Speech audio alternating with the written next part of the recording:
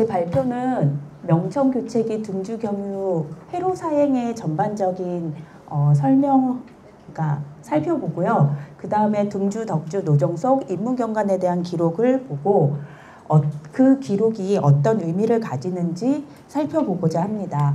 사실 회로사행이 명나라와 관련해서 두 번 있습니다. 초기에 명이 건국되었을 때 남경의 수도를 정했을 때 남경으로 가기 위해서, 그리고 당시 원나라가 아직 요동에 있었기 때문에 그 등주 항해로를 이용해서 그 회로사행을 했지만 1409년 영락제가 등극하면서 북경으로 수도를 옮기면서 다시 육로사행을 시작합니다.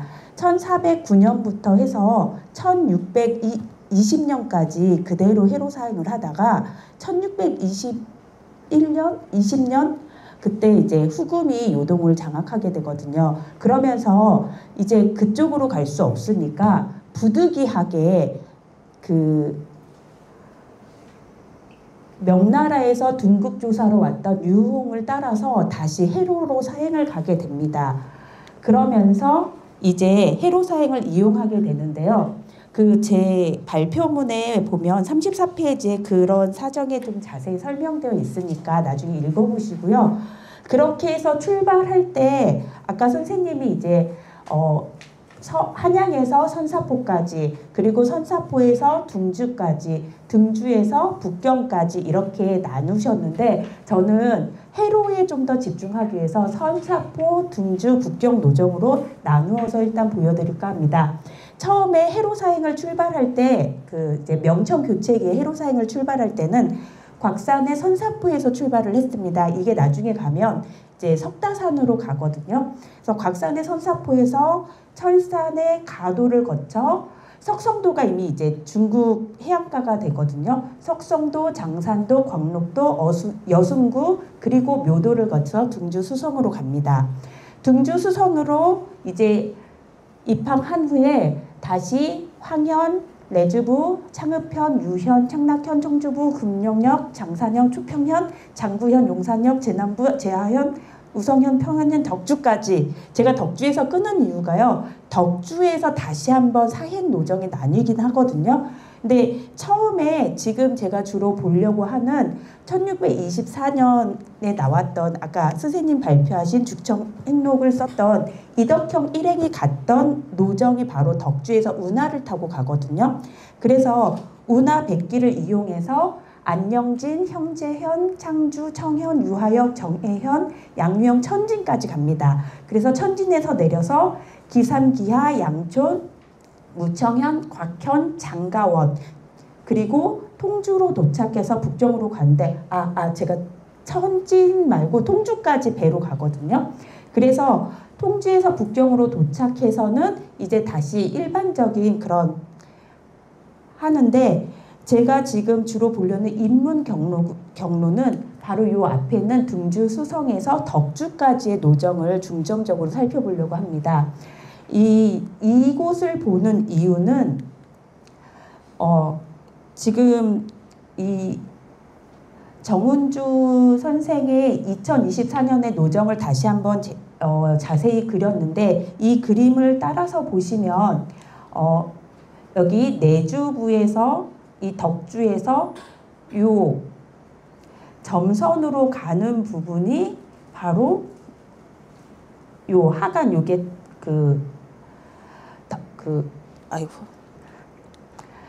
운하를 이용하지 않는 것이고요. 요 천진으로 해서 여기 가는 길이 바로 운하를 이용하는데 여기보다 여기 등주에서 요 덕주까지가 여기가 그 유명한 제나라 그 다음에 위나라 있던 그 제나라 위나라 뭐 그 지역입니다. 노나라. 그래서 여기가 그 당시 그 조선 문인들이 많이 읽었던 독서물의 그 체험 공간인 곳이 됩니다. 이것이 중요한 이유가 사실 명나라는 건국이 되면서 세국 정치를 펼치게 되면서 우리나라 사람들이 중국 땅을 가보고 싶어도 갈 수가 없거든요. 그래서 사실 일행이 갈 수 있는 노정만 갈 수 있는데 육로 사행으로 인해서 의주로 해서 북경까지 가는 길 이외에는 갈 수가 없었기 때문에 거의 200년, 거의 200~300년 지나서 바로 요 노정이 펼쳐진 것입니다. 그래서 사행 노정과 관련지어서 그 기록들이 좀 재밌는 기록들이 나옵니다. 둥주를 경유한 사행을 보면 1621년에서 1636년까지 명나라 멸망까지 해로 사행을 이용하는데요. 둥주 경유 사행은 딱 1630년까지만 확인이 됩니다. 그 이유는 원숭안과 그 모문룡의 그 갈등 속에서 원숭안이 등주를 보여주는 건 그 중국의 내면을 보여주기보다는 그게 안 좋다고 여겨서 그 곽하도를 통해서 영원히로 해서 북경을 가도록 바꾸거든요. 그래서 1636년까지 사행 중에서 1630년까지만 등주를 거치게 되고요. 그래서 등주를 거친 사행을 살펴보면 처음 사행이 1621년 진양사부터 진이사 그리고 동지성절 겸 사은사. 여기서 중요한 거는 이제 서장간 안경의 가해조천력이 발견이 되면서 이 처음 해로 사행을 간 고생에 대한 것들을 자세하게 볼 수 있습니다. 최응어의 조천일기는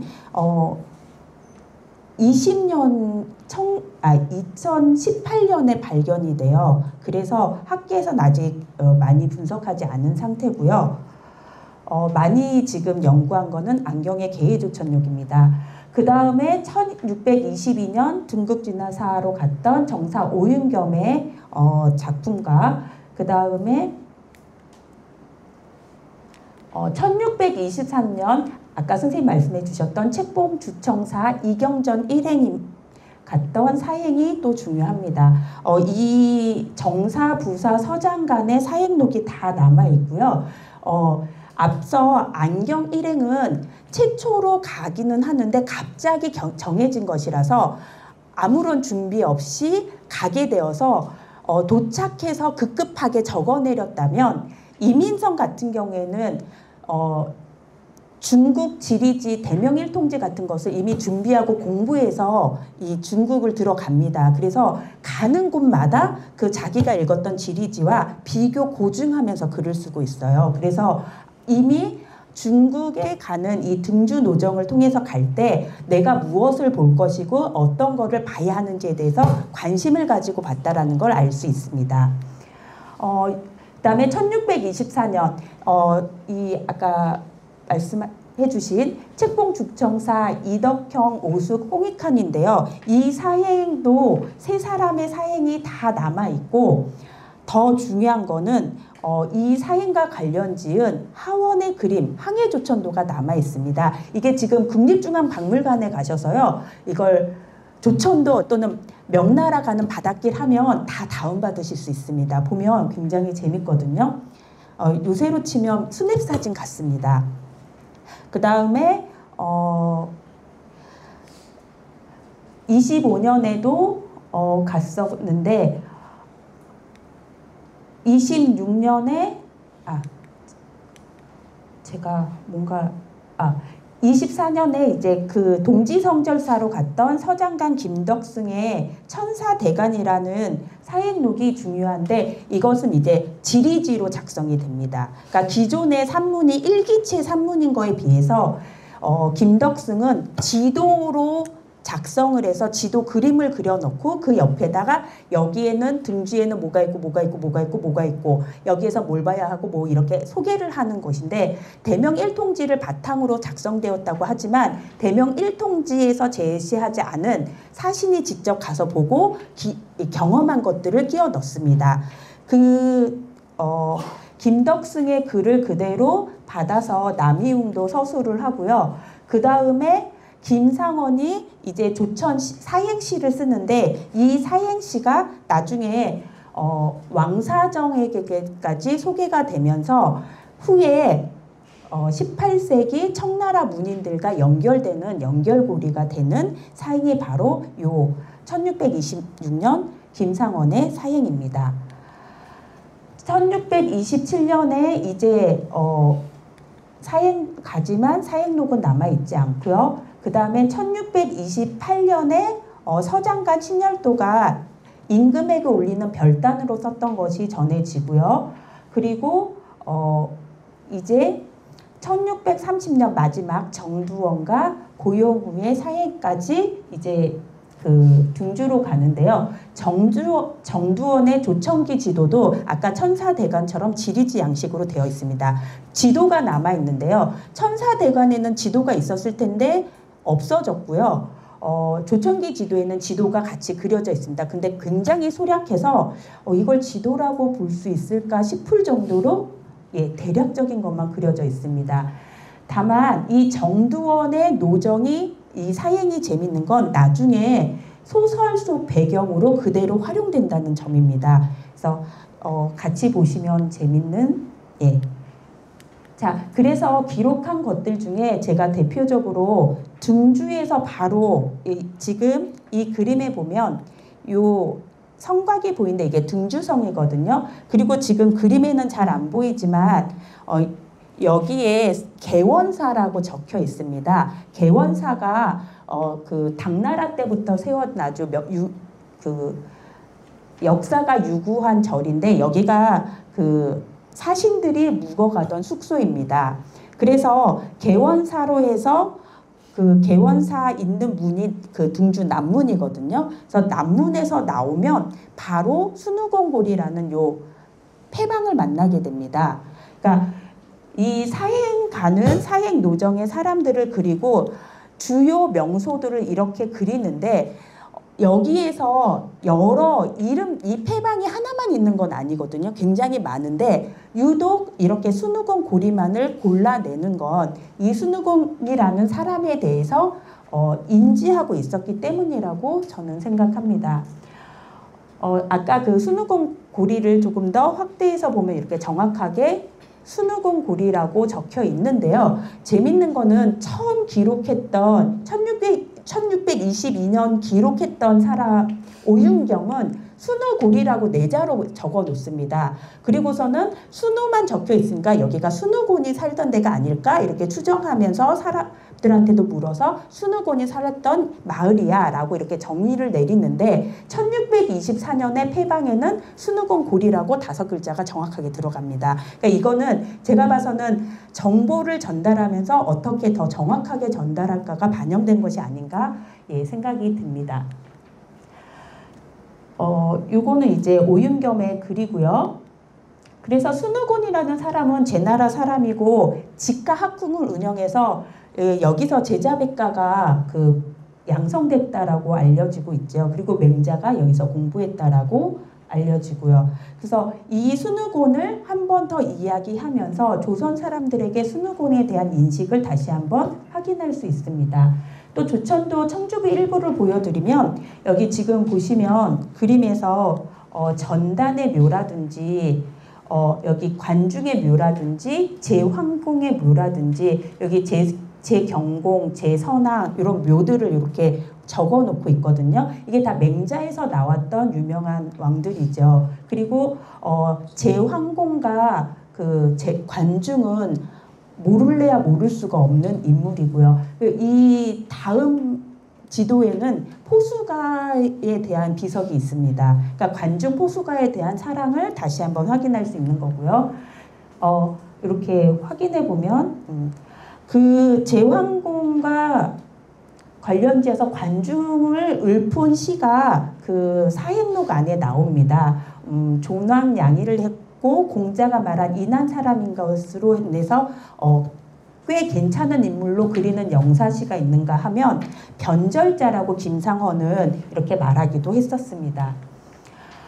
또 하나 유명한 곳으로 이제 횡하촌을 말씀드리는데요. 아까 순우곤 고리라든지 뭐 관중의 묘라든지 이런 거는 명승고적이고 이미 역사 속에서 알려진 것이라면 이 횡하촌은 유명한 등주에 있는 화원입니다. 서장관 그 1623년 이민성이 최초로 기록하고 이후에 김덕숭의 천사대간 정두원의 조천기 지도에서도 그대로 기록이 되는데요.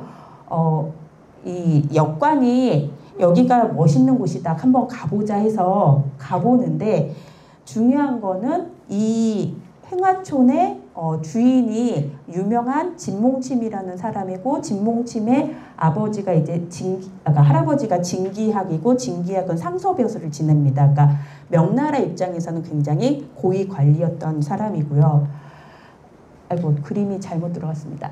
자 그래서 보면 이 지금 아까 천사대간의 그림이 없다라고 그러니까 그 문집에는 없는데 그 이성영이라는 선생님이 자관 환경이라는 개인 소장본에 있는 지도 중에 이 천사대간 그림과 같은 부분이 있다라고 해서 이게 천사대간의 그림 지도일 것이다라고 추정한 그림인데 여기 보시면 요 남문 개원사가 있고요. 요 남문 쪽으로 확대하면 이렇게 행화촌이라고 기록이 되어 있습니다. 그러니까 행화촌에 대한 지도 안에 그림이 들어간다라는 거 그만큼 우리나라 사신이 많이 가서 관람했다라는 것이 되고요. 또 하나 유명했던 화원 중에 하나가 장현등이라는 사람의 화원인데요.